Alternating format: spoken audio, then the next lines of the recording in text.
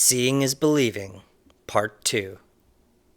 The silence was finally broken when Alan said, "Alright, coffee's on me tonight, dude. We're pulling an all-nighter. I'll be back in 10. I laughed as I watched him literally run and grab his jacket from the coat rack next to the door. "I'll get everything set up," I shouted to him. He only acknowledged me with a thumbs up as he walked out the door. Shaking my head and silently laughing, I sat back down and decided to have another look at this newly discovered exoplanet harboring life. We need to name it! The thought suddenly rushed into my mind. Then I started pressing the controls again to see if I could get a closer look at the surface, hoping to find landmarks shaped like something relatable that could help me think of a good name for this Earth-like planet. Earth 2? No, that's stupid. Earthicus? Ugh, quit it. Andromeda Earth! Yeah, that could work. But then I smacked my forehead with my palm and thought, who am I kidding? I'm the creator of the televisiscope, which is a horrible name and difficult to even pronounce. Looks like I'm going with Earth 2 for now. I chuckled aloud at my internal monologue, but then it was suddenly cut short when one of the larger continents came into focus. "What the?" I said out loud as I stood up and pulled away from the viewfinder, almost knocking the chair over behind me. The continent looked like Africa, but it more than just looked like Africa. It was Africa. There's no mistaking that horse head shape, complete with a lake as the horse's eye in the exact same place that Lake Victoria would be, and the Arabian Peninsula above the horse's ear. No way. No way! I'm going crazy. I must be staying up late too often or something, I said aloud to myself, trying to calm myself down and find a rational explanation for what I had just seen. Finally, I decided the best way to figure this out is to just keep looking, and certainly I'd see that it's not the same, right? It's totally possible that there is a continent there on Earth 2 that looks a lot like Africa, but that doesn't mean it is Africa. Besides, this is the only continent I've even really looked into so far. I bet the rest of the exoplanet looks different and unique in its own ways. I take a couple of deep breaths to steady myself and walk back over to the televisiscope and pull up the chair, sitting down and leaning forward to look through the viewfinder again. I swallow dryly, making a loud gulping sound, and focus on the Africa-like continent again. It's so strange, though, because I'm not actually able to find any differences yet. Okay, that's it. This will be a bit ridiculous, but just to make myself feel better, let's focus on where the pyramids of Giza would be in Egypt. Then I can finally calm myself down after looking at whatever terrain and plant life is there and stop freaking out about how uncannily similar this continent is to our Africa. Pressing the controls on the panel, I see the image begin to zoom in toward the upper eastern part of the continent, and then my mouth opens in utter shock and disbelief as I exhale in surprise. There, right in front of my eyes, are all three pyramids of Giza. But that's not all. I can see a vast city all along the eastern side of the pyramids as well as the Nile River. That city has paved roads, and I can clearly see vehicles traveling along them. Suddenly, I begin to feel very dizzy, and the world around me fades to black. Smack, smack, smack! The distinct stinging feeling in my right cheek pulls me out of the darkness, and then I start to hear something like, "Hey, dude, what the hell is going on? Are you alright, man? Come on, wake up." Alan? I groggily ask as I open my eyes, blinking several times to wipe away the blurriness in my vision. Yeah, man, that's me," Alan responded, nervously chuckling, but with concern. "I came back with the coffees, and here you are passed out on the floor like a sack of potatoes with the chair knocked over beside you. I shouted asking if you were alright, but you didn't say anything or even move. So that's when I ran over and started smacking you. Sorry about that, by the way. Alan nervously chuckled again. I rubbed my cheek as he told me this, but then I laughed, and I could see Alan's expression turn to one of relief. Then he laughed too. Sorry, Alan, I didn't mean to scare you. I'm good. I don't know what happened, actually. I was just looking at... I trailed off, a look of confusion and disbelief spreading across my face, turning my complexion pale. I immediately jumped up and ran over to the viewfinder. Whoa, dude, seriously? What the hell is going on? Is everything okay? You're starting to freak me out, Alan said, following after me. Just a minute, hang on, I shushed him. Oh shit, what the... I said aloud, starting to hyperventilate, then telling Alan, you have to come look at this and tell me I'm not going crazy. He had a puzzled look on his face, but curiosity clearly won over his apprehension to look as he walked over to the viewfinder. Dude, Alan said quietly, followed by silence. Prior to tonight, I didn't think it was possible for Alan to be speechless, but I also didn't think I'd ever discover another potential copy of Earth in Andromeda. Thoughts spiraled through my mind, much like the stars in a galaxy, as the thoughts were so numerous and different that it was difficult to even comprehend or make sense of anything. Are we seeing a reflection of this Earth somehow? But how would that even be possible? Is it possible that this is maybe another timeline? But if so, does that mean all the other galaxies we see are just different parallel timelines as well? Or is this the only other one? First off, I just have to say I'm glad I got us each large coffees instead of the regular size, Alan said, breaking the silence and my train of thought. What? I said incredulously. Then he laughed with a sheepish smile, and I realized that probably for the first time in his life, he had no idea what to say. Honestly, I couldn't blame him. I had no idea what to say either. So, after a moment, I let out a restrained laugh and said, Oh yeah? And what's the second thing? Well, we're probably gonna be up all night and all day tomorrow now. So thank God I decided to go for the extra caffeine this time, Alan responded, laughing with relief, noticing that I understood how strange the situation was and how awkward he was feeling without knowing what to say. Oh, how right he was, too. We had our hands full with the greatest mystery that humanity has ever known. Is that right, though? Apparently there is also humanity in Andromeda, so maybe it's not really fair to say that. Maybe the greatest mystery that Earth-manity has ever known. No, that's not right either, because apparently there's also an Earth in Andromeda. Milky Way manity? I shook my head to stop the unproductive train of thought. Seriously? Why does my mind always go there and try to name things with stupid names? I thought to myself, almost trying not to laugh. If the situation wasn't so crazy, I probably would have laughed at myself. It goes without saying that immediately Alan and I jumped into researching this other Earth. We figured that we first needed to make observations of the whole other Earth and confirm whether or not all of the continents are the same. Then we'd move on to finding the major cities and landmarks around the world, as well as major geological formations, and then we could rediscuss where to go from there. It took us nearly 2 full days to confirm it, but we did end up confirming that every single continent was there and shaped exactly like the ones here on Earth.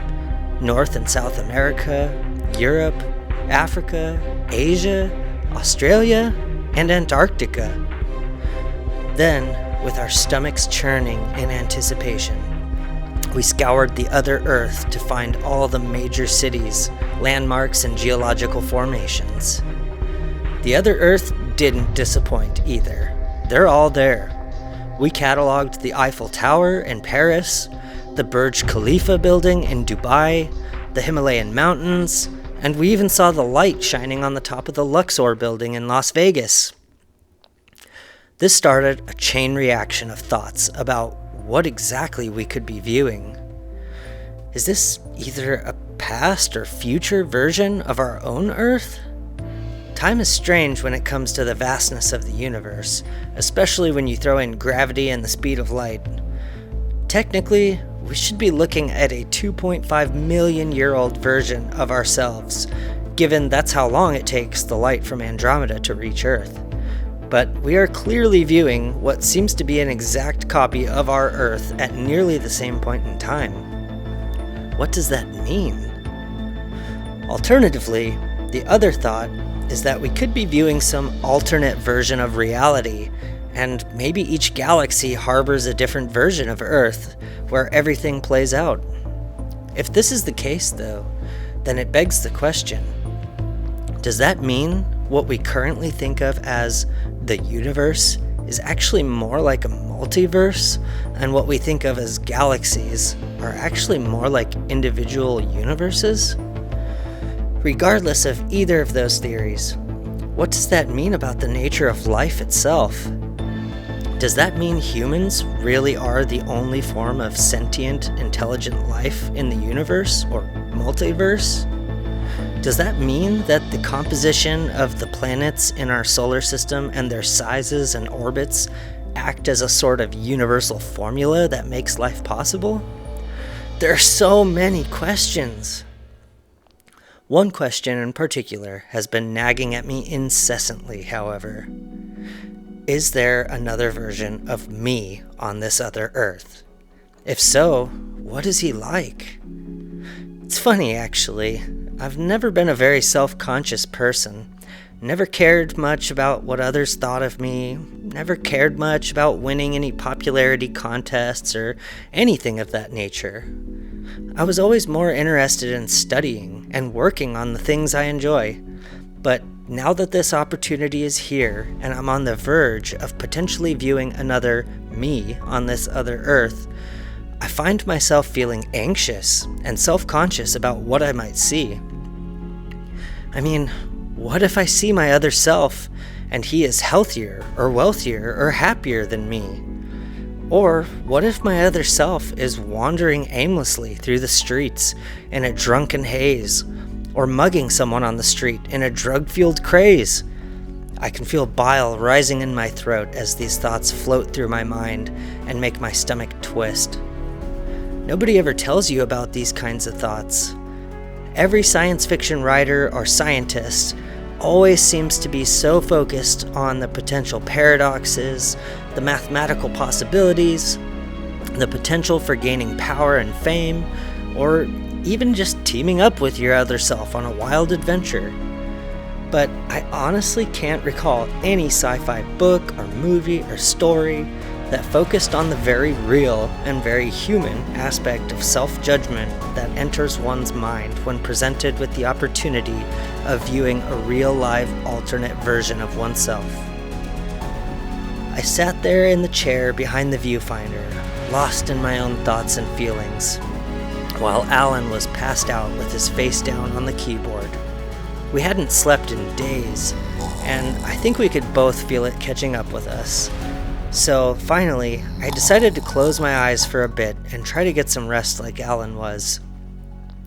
It didn't take more than a second for me to fall deeply asleep as soon as I leaned back in my chair. I feel weightless, floating in the void and enveloped by blinding darkness and deafening silence. But wait, what's this? For some reason, I can't feel my body or move my eyes, and yet somehow I discovered that if I will myself to do it, I can fly. I'm not sure how I know this, as I'm weightless and there is no sound or light to give me any frame of reference to determine how I'm moving, but I know it as sure as I know anything. Maybe if I can just fly far enough, I'll be able to see something and know where I am, I say to myself, but it feels peculiar. I cannot feel any air leaving my lungs as I speak, nor can I feel the vocal cords in my throat vibrating. Somehow, it was more like a loud thought rather than audible words, even though in my mind I knew I had actually spoken everything aloud. Strange, I think, but cast the thought out of my mind and focus on finding where I am. The darkness and silence is still enveloping me, but as I am flying through it, I can suddenly sense that I am nearing some sort of edge to it. This edge feels so chaotic and powerful, while also flowing and swirling, almost as if the powerful currents and crushing depths of the ocean met with the formidable and terrifying winds of a Category 5 hurricane and the center of a nuclear blast. It feels terrifying and strangely familiar, yet I'm not afraid of it, and I don't know why. All I know at this moment is that I'm on the brink of understanding something monumental, and it is inexorably tied to wherever I am right now.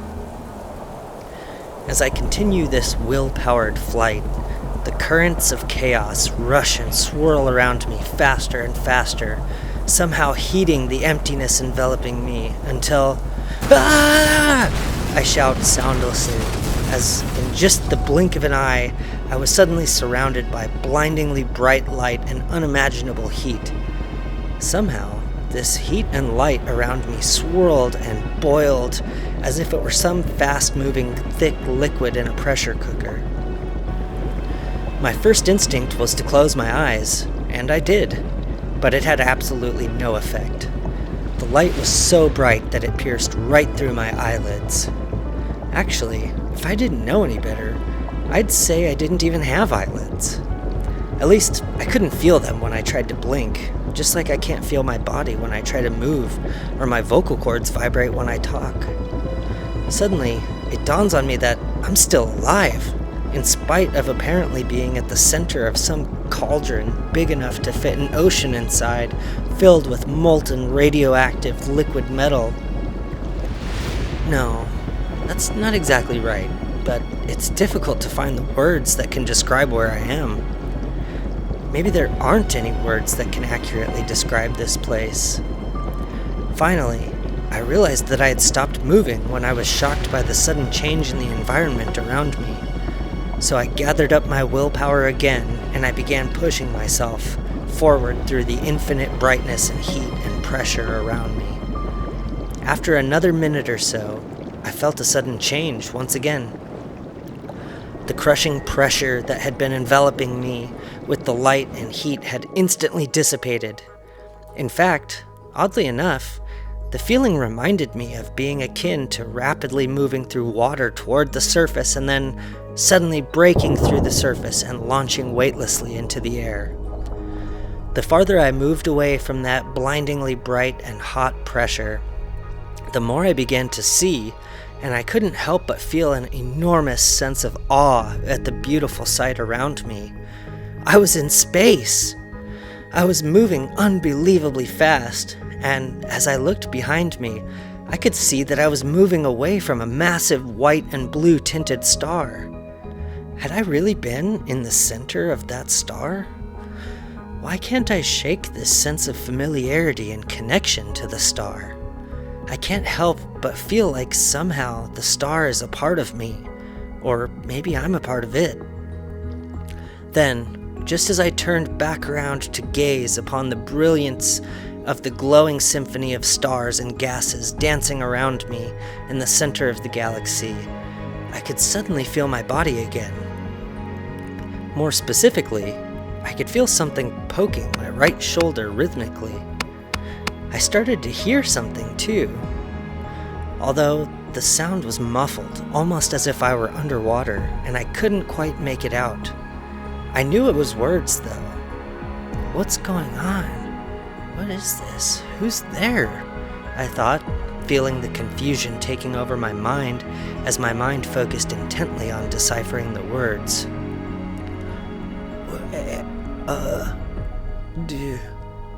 Time to... Sunshine. I could finally make out some of the words, but not enough to make sense of it. Wait, is that? I thought as realization dawned on me. Alan! Wake up, dude! Time to rise and shine, sunshine! Alan said as he continuously poked on my right shoulder. Where am I?